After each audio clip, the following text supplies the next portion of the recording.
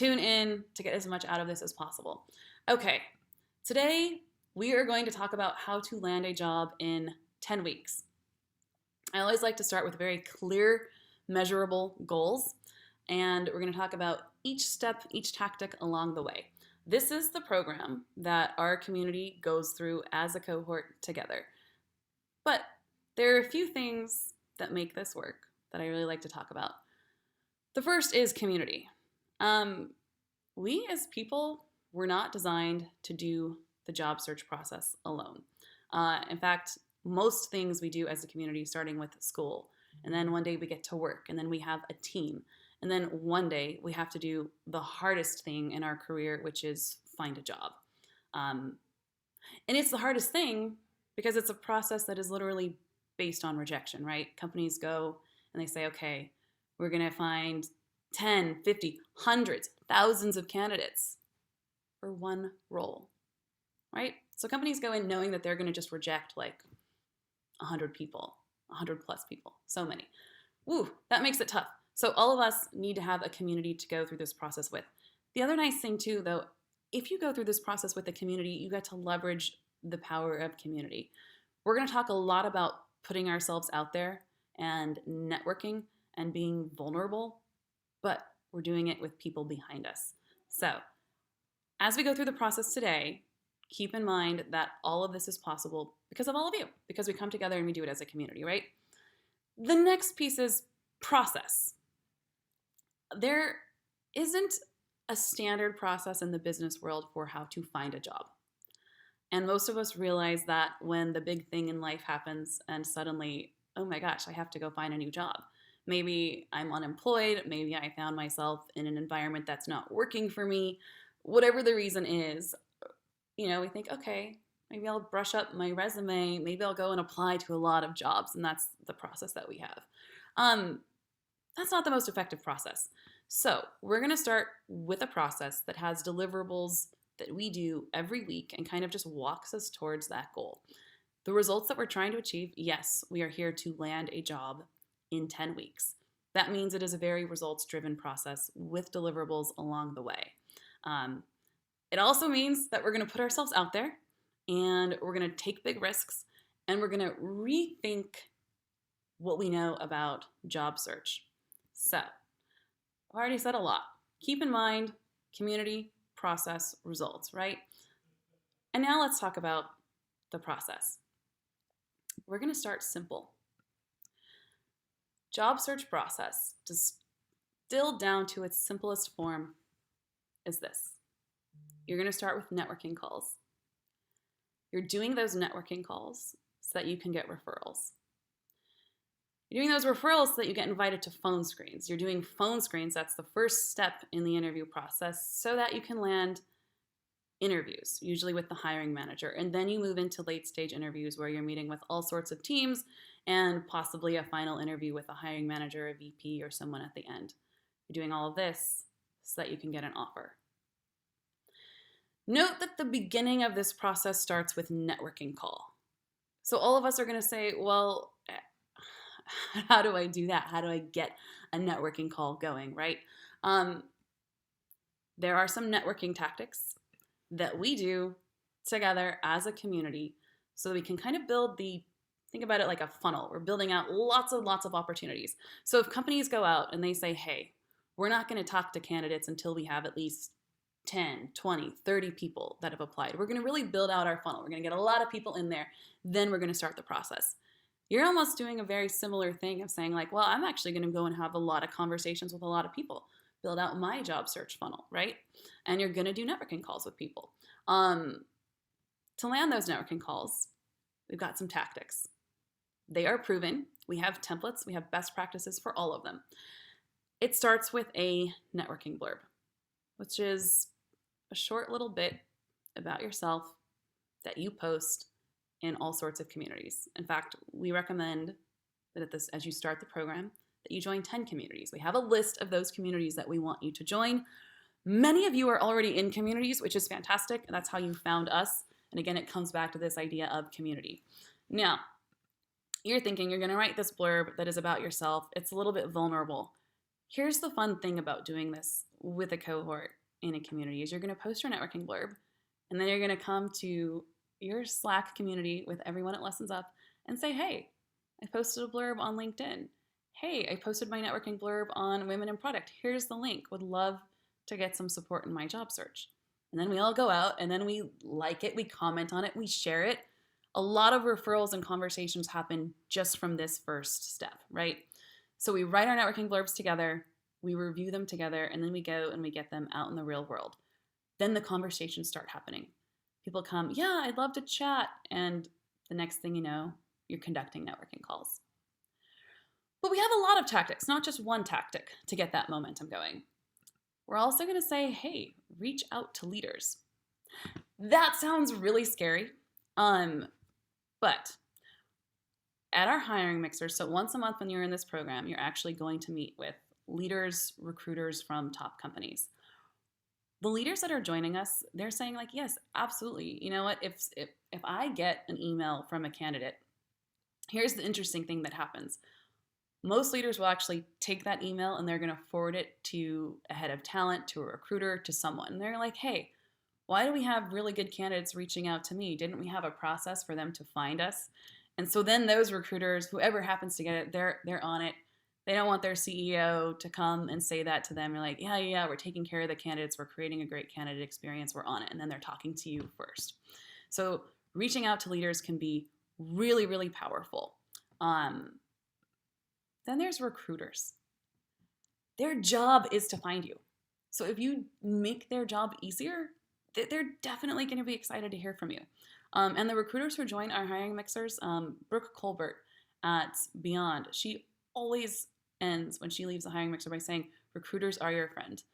Reach out to us. We want you to get a job.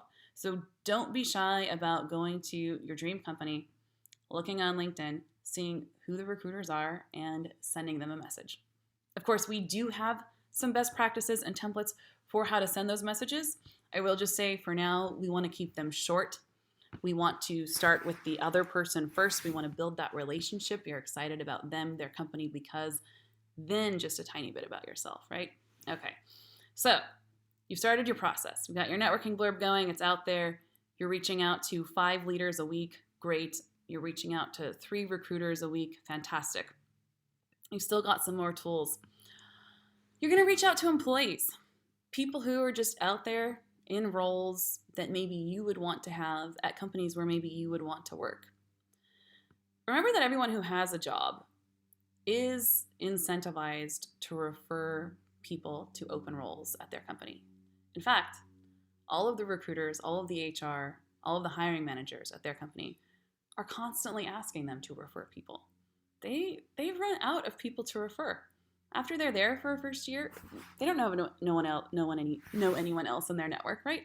So when you come and you talk to them and say like, hey, I saw your product manager over there at Heyday.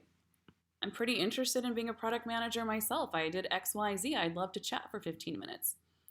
You're very likely to get a response.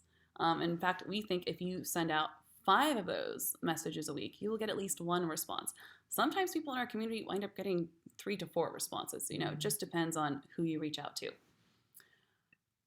Pro tip, for all of these people, if you go on LinkedIn to those company pages and there are a lot of people you're not sure who to reach out to first, look for people that have hiring on their profile. It's getting very, very popular. So a lot of us have open to work. All of these leaders, recruiters, employees now have hiring as a little halo, or they just have it as a tagline on their, let's actually just test that out so everyone can see this in action. I'm hiring, and this person also hiring, we're hiring. All of these people who say that is an open invitation to go and reach out to them. And if you have a very specific type of job, you can type that in and see what happens. And great, now you'll find, okay, great, someone in HR, they're hiring, they've listed a few different areas that they're hiring for. So certainly experiment with different searches, but remember, these people, they definitely want to hear from you. So now you've got these tactics going. also you want to leverage your current network, your past network, everyone that you've ever worked with. Actually, as we go through these, sometimes I like to share the real results. So Jesse Moreno came to our community, and he had a story. He comes to me and says, "Oh, Melinda, my story's a little bit different. This is, I don't know if this 10-week process is going to work for me, but what have you got?" I'm like, "All right, what's going on, Jesse?" He says, "Well, I come from an industry that is collapsing right now. And he's, I was a director in retail. My career is at the top of my game. I, great salary, great teams, and then everything changed with the pandemic."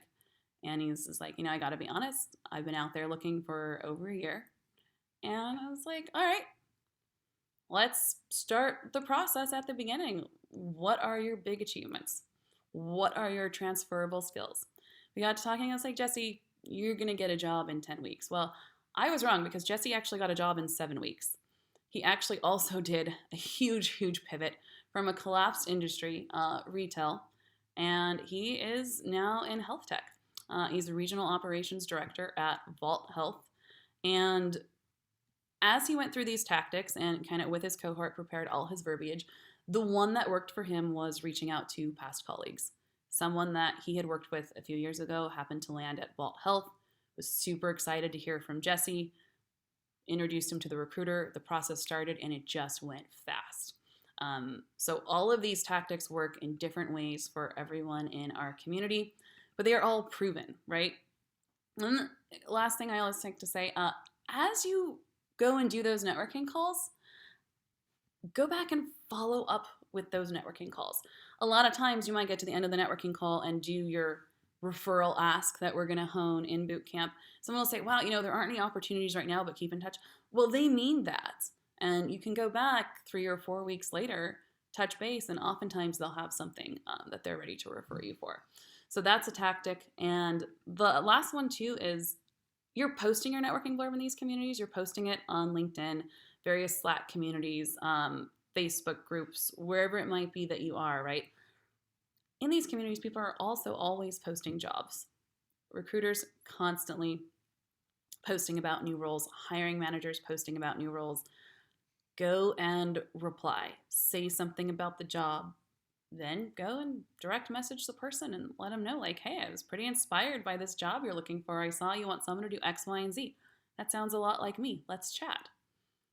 Simple messages, but really thinking about the community that is out there, the people that are going to help you get that job, and doing all of these tactics so that they can find you. This is especially important for all of us if we happen to be underrepresented in tech or in business in general, right? Why is this so important? Unfortunately, right now, a lot of us are going to remain more invisible in the talent marketplace than others. It's just the truth. So Joan Walters, she came to us because, well, actually, she'd been job searching for a long time. She just got her new job in August. So since October 2019, so she hasn't even updated her LinkedIn profile with her new role, so I'm excited to see that happen. But yeah, she was a product manager, and she was a product manager even with a name brand on her resume that everyone recognizes. But she was out there searching, applying on her own for 2 years, and it just wasn't happening. But it wasn't anything that she was doing. As soon as she joined our community and she started doing these tactics, she landed a job in 10 weeks.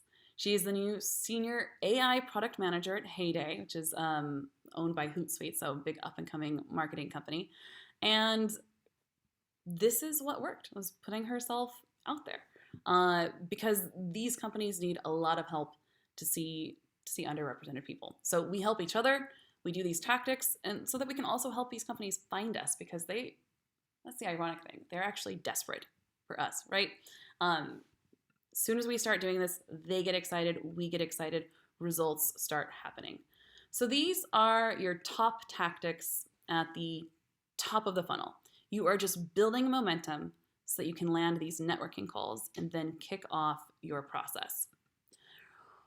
We do these tactics over the first 3 weeks, and we go out there and we put ourselves out there and we start to build that networking funnel so that by the time we're getting to week 4, we're getting those referrals. By the time we're getting to week 5, we're starting to get those phone screens, we're starting to get to those interviews, those late stage interviews, all with the goal that within 10 weeks we get that offer. And it happens all the time. And as we go through this process, we are actually mastering each of these skill areas, networking, interviewing, and negotiating, right? So for all of us who are starting our job search right now and we're out there applying for jobs, please keep in mind that is only one tactic. The most effective tactic is this right here. This is where I like to share a few more success stories, so especially the ones that just happened today. So Connie Cartmill, also from retail, a collapsed industry, but she's an executive there. You know, her last title was, a VP title.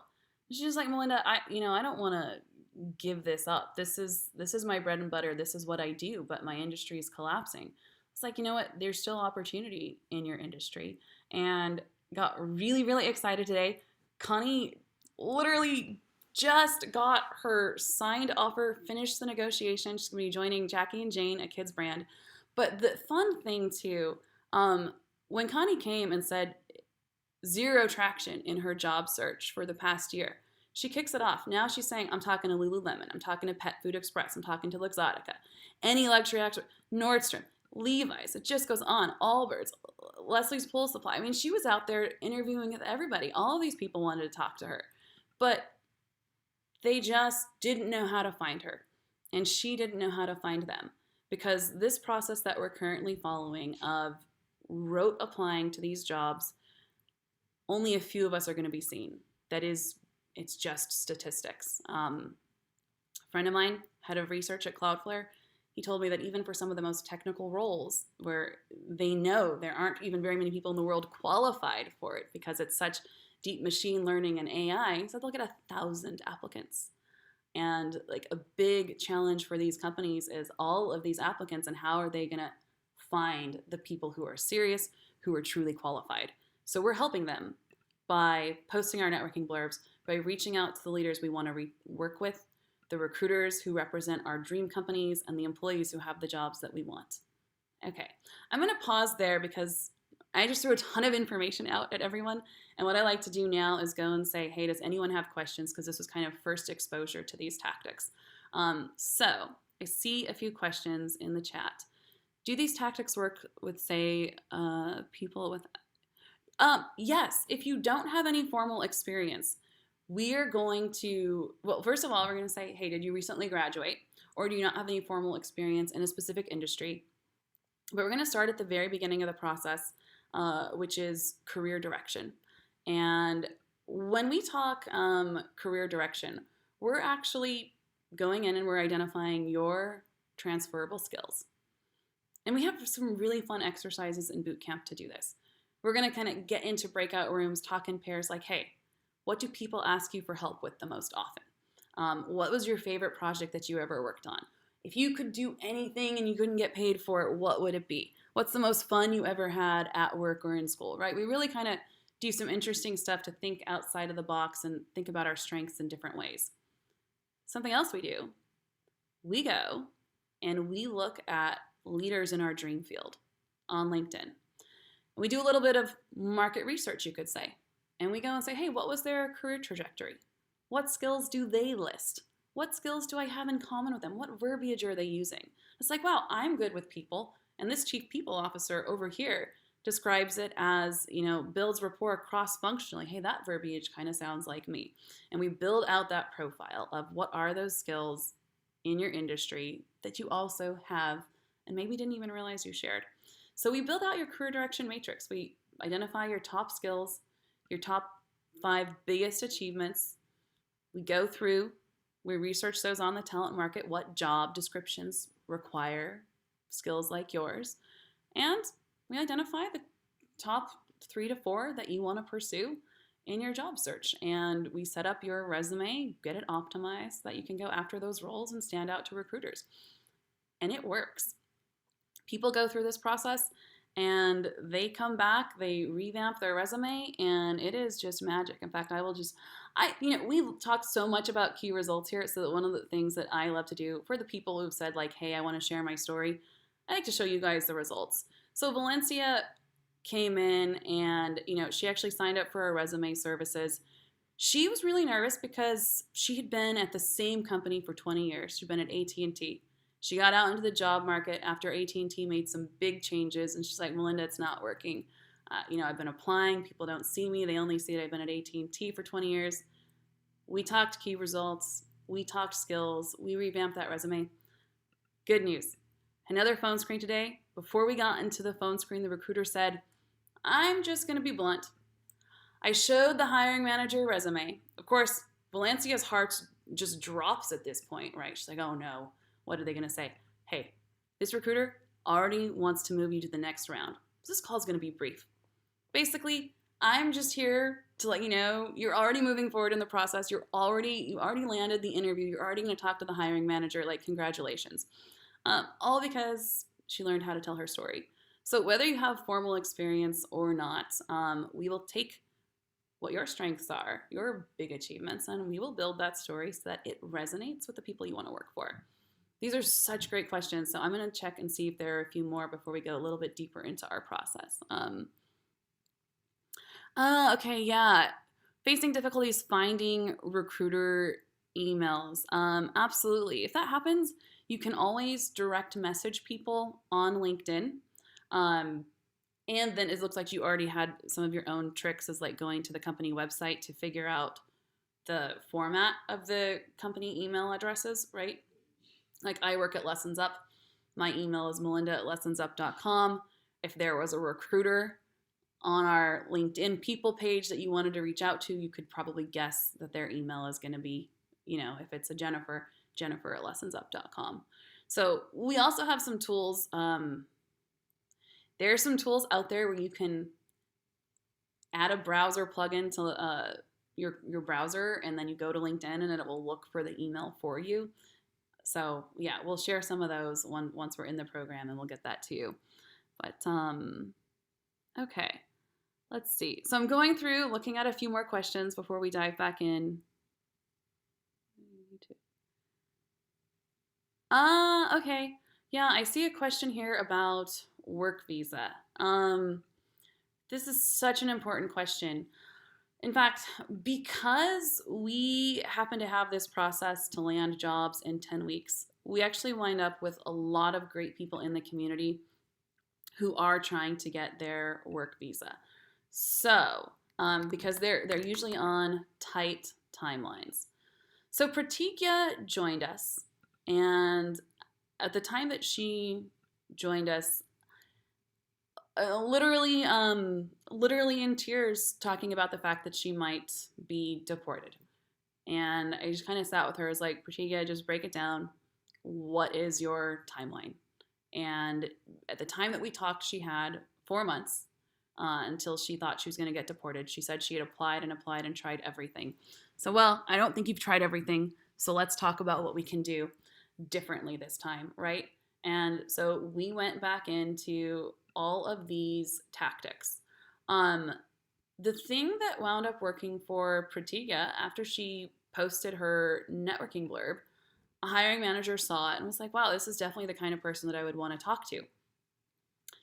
This hiring manager developed a relationship with Pratigya such that they didn't have an open role for her right at that time. So they invited her in to interview for a more senior role.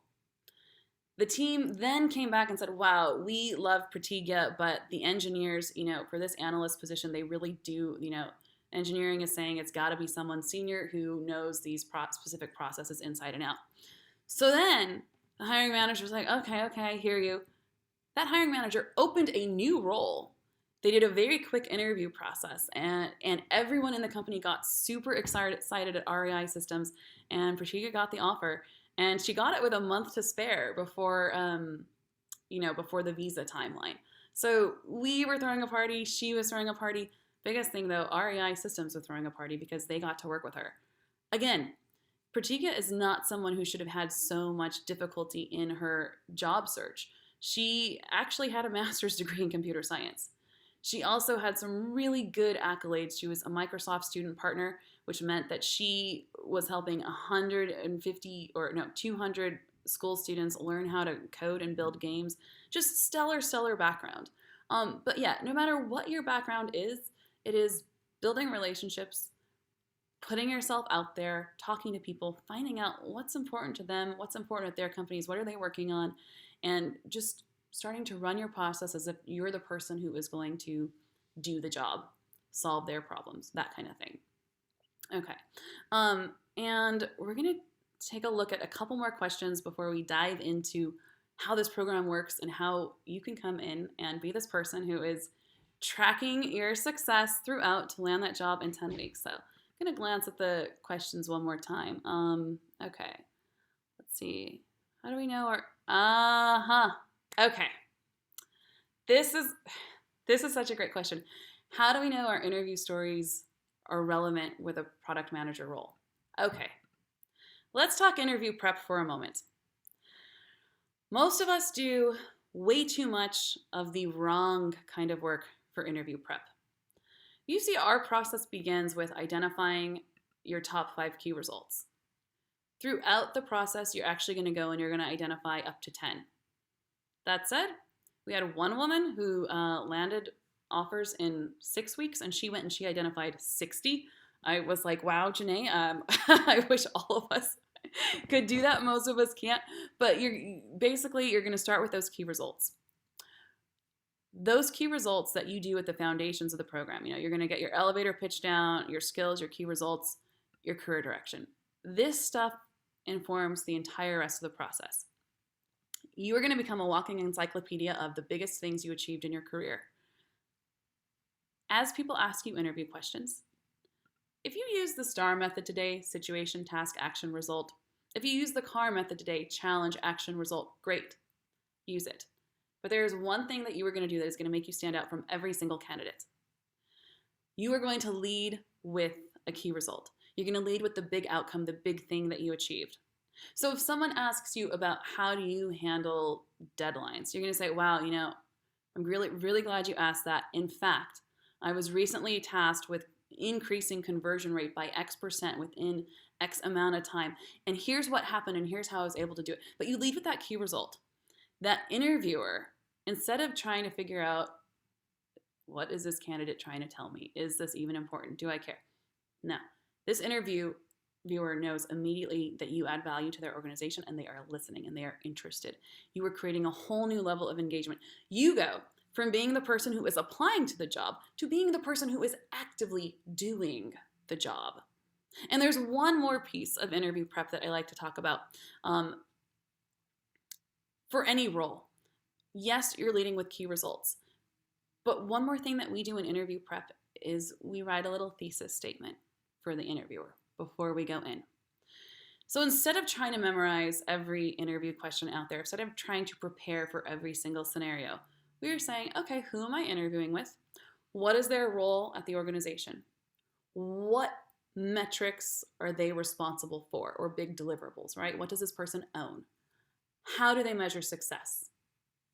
Then you're going to go in and you're going to write your little thesis statement for yourself. What do I own? How do I measure success? How do I add to this person's success?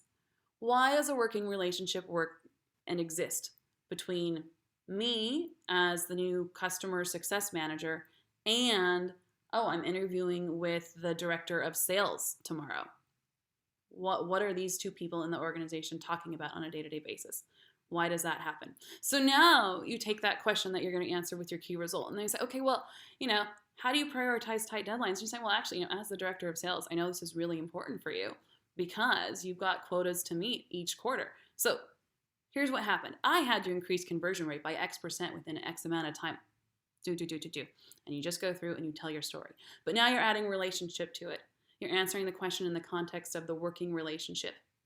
And you're adding your key result to it. Then you're going in and you're telling your structured story. Now you are standing out from every other candidate that interviewer talked to that day. That interviewer wants to work with you. That's how you prepare for interviews. The second piece that's the most important to all of this is that you're doing it with a community. We actually meet once a week for 10 weeks and we practice this together. This is how it works. We get into the Zoom room with our cohort. We talk a little bit about elevator pitches. You go into breakout rooms. You do your elevator pitch in a small breakout room, 3 or 4 other people, so you get to practice it. We come back. We talk through one of the big tactics, how we're going to go out there and ace it, and then we go into breakout rooms and we practice it together. We're practicing conducting a networking call. We're practicing interviewing. Every week, we are actually practicing the art of networking, interviewing, and negotiating. All of that really means we're practicing building relationships, and that's the biggest takeaway that I want all of you to know is that you're out there building relationships, and that's how you get a job. So for you to go through this process, just like Pratiga did, Rita, Joan, and so many hundreds of fantastic people that I'm excited for you to meet. They're all in our Slack community. They're coming back. They're checking in. They're meeting with the incoming cohorts to help push them along. We are kicking off on October 25th. It is $197 a month to join us and do this experience. You will get your job search tracker. You will meet with your cohort once a week. You will also attend our hiring mixers and meet with leaders and recruiters at top companies in small groups where you actually get to ask them questions. They're in the hot seat. You're asking them about their company, the hiring process, whatever it is that you need to know to help you with your job search. But then in return, doing that actually leads to job offers and super, super excited. I love to celebrate people throughout because Veronica, in a previous cohort, let's see if she updated her LinkedIn profile yet. Sometimes it takes people a little while. She hasn't yet. Okay. Well, Veronica was out there doing the self-employed thing because after her career at HP ended, she wasn't quite sure what she wanted to do next. She realized she definitely was a senior product marketing manager. She's now at SmartThings. She met the VP of marketing at SmartThings that she's now working for at one of our hiring mixers in Job Search Bootcamp. So it's super exciting to celebrate all of these successes. But yeah, so I am just going to, actually, Emily, are you still on? If you could drop the link to this page, because I know there are a lot of people out there who want to get a job by the end of the year. And we want to be a part of it. We want to be able to share these tactics and go through them with you every week. So we will drop this there for you now. We're kicking off October 25th. So that within 10 weeks, you can get your job offer. But most importantly, you're going to build so many relationships along the way. And you're going to build a network to support your career for life, right? The reason that I started this program on a personal note is that I noticed in my career in tech, as I continued to build my network, that I never had to go through the really rigorous job search process. The network that I had supported me. People would invite me to interview because I started to build those relationships. And that's what happens with all of you. You come to Job Search Bootcamp, you build out those relationships, you're doing those networking calls, but you're also building community and relationships with each other.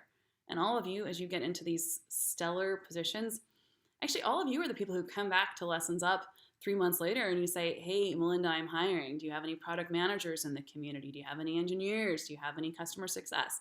So we start this fantastic momentum of lifting the voices of underrepresented people together so that we can all join these incredible tech companies. Let's see. Were we able to drop that link? Okay, fantastic. I want everyone to be able to have that link. We will also send it to you via email afterwards.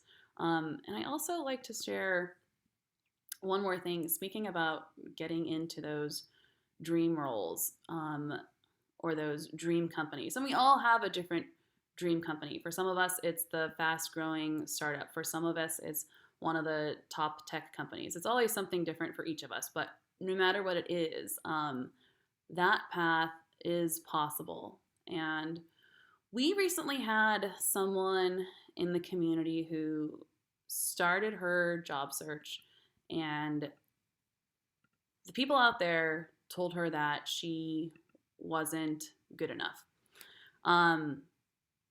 In fact, yeah, you can. So one of the nice things about being in community is we get to share what's really going on out there. So Dawn Sink, She came to all of us after she got to know the cohorts and wanted everyone to get this message. Don't let anyone else dictate your worth. The reason why is because she felt like she was really struggling in her job search. Something wasn't translating. And she actually had a recruiter tell her, I don't really know where you'd fit in. You don't really have any work experience. I don't know where we would even put you. Maybe a junior role. And you'd have to work for, a rate that was like 60% less than what she charges. Dawn has 20 years of experience in design. So she comes to us, we figure out the story, and a few weeks into Job Search Bootcamp, this is the best thing. We love this thing. Cut to today. That same brutal recruiter frantically calling, texting, emailing, wanting her to come back because the hiring manager was desperate to talk to her. By this point, she told us in her cohort, well, actually, I'm in interviews with Facebook, and her dream company happens to be Apple. Apple reached out to her, so she's now in interviews with Apple, and this was after a recruiter at literally a gigantic temp agency where the hire designers told her that she wasn't good enough.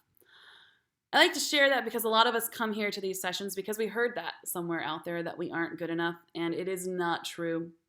And so if you did hear that, please do come join us. We want to hear your story. We want to know what's going on, but most importantly, we want to get the real story of your successes out there and in front of these companies, these recruiters, these leaders who want to hire you, and we want to watch it happen.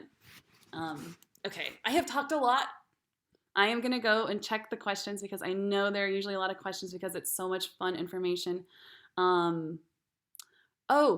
Who will critique our story? Okay, sorry. Yeah, I'm seeing the rest of that question.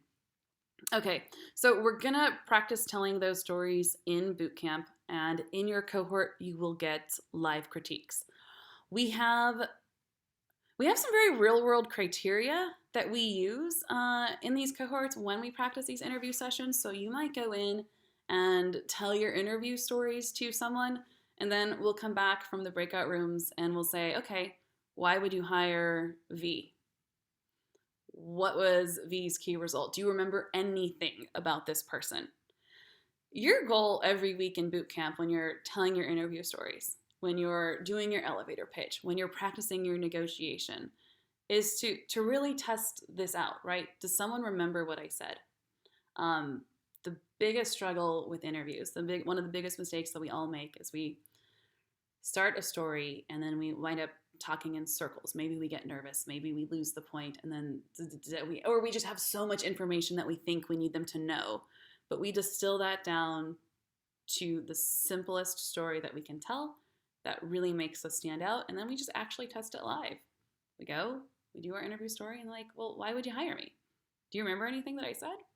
Anything stand out? And you actually like get real concrete feedback. We do that with resumes too. When we do our resume sessions, you actually go in, you're going to show your resume for 10 seconds to people in your breakout room, and then you're going to come back, and there's always 3 questions that we ask. What role would I hire you for? That's got to be the first thing. I don't even have to think about it. I see a resume. I see a role right at the top. So I'm a recruiter. I have a encyclopedia of all the open roles in my company in my head as a recruiter, and I matched. Okay, customer success. Then the second question, why would you hire me? As a recruiter, I'm going to the career experience, and I am looking for a bullet point that is quantifiable, hopefully strategically bolded, so I can immediately see the value added. Not the busy work, but like increased something by X%, decreased cost by X%, X number of product launches, whatever it might be, right? In bold, and we will help you get those key results. And then there's the third question. So it's, what role would I hire you for? Why would I hire you for that role? And then how do you differ from the other 10 candidates that I just looked at in business operations, right?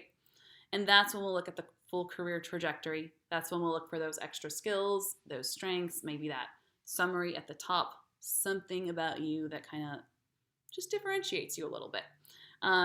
But throughout the whole process, it is criteria live happening now so that you get to see immediately your storytelling improve, and you get to see the impact and build relationships with people in your cohort along the way. Okay, wow, this has been so much fun, So many good questions. We are just at about time. So I'm going to go back through and see if there were any last key questions that anyone had as we close for. Oh, what time is the boot camp? Oh, yes. Logistical questions are important. 5 p.m. San Francisco time. So 8 p.m. East Coast time, Mondays for 10 weeks. We will be meeting every Monday to master the art of networking, interviewing, and negotiating together to land a job in 10 weeks. So 5 p.m. Okay. Oh, okay. I do see another fun question. How do we deal with recruiters who ghost and don't respond after interviews? Oof, that is the worst. And it does happen in our community. And one of the things that you can do, if you had a relationship with somebody else at the company, if there was a referral that got you there, you can certainly reach out and give a little bit of feedback like, oh, hey, it was interesting. I had a chat with so-and-so and haven't heard back. Just wondering. You do also want to follow the best practices for follow-up. We have a cadence that we'll go over of when to follow up and how to follow up. But then the biggest thing is just cross them off your list. You are figuring out who you're going to work with, who values you, and for those people who give early rejections, who ghost us, the biggest thing is they're not worth our time, right? We're always going to pursue the positive relationships first. But yeah, we do have some other tactics for that. Okay. What types of tech departments, sectors will the cohorts meet once a month? Oh, okay. Great. Yeah, so we do have leaders from all sorts of companies, all sorts of departments join us. It's usually product, there's usually operations, usually people officers, definitely people in ed tech, people in learning and development. We also sometimes have people from nonprofits. We had a producer from CNBC at one point. So we bring in a pretty good variety. But the big thing we do is we kind of like say, hey, who's in our community right now? Where does everybody want to work? And we work to build hiring mixers that are going to be the best for all of us for where we want to go next. So yeah, great questions. And I know that everyone has a super busy day. I don't want you all to feel like you missed out on anything. We are closing the session. I'm so excited that all of you came out here today to learn how to land a job. Whether you join us or not, please check in. Please let us know how it's going. And the biggest takeaway is go out there and build relationships with people. And thank you, everyone, for being here. Okay, great. I am closing the session. Have a wonderful last bit of your week. Bye, everyone. Yes, you'll get the recording.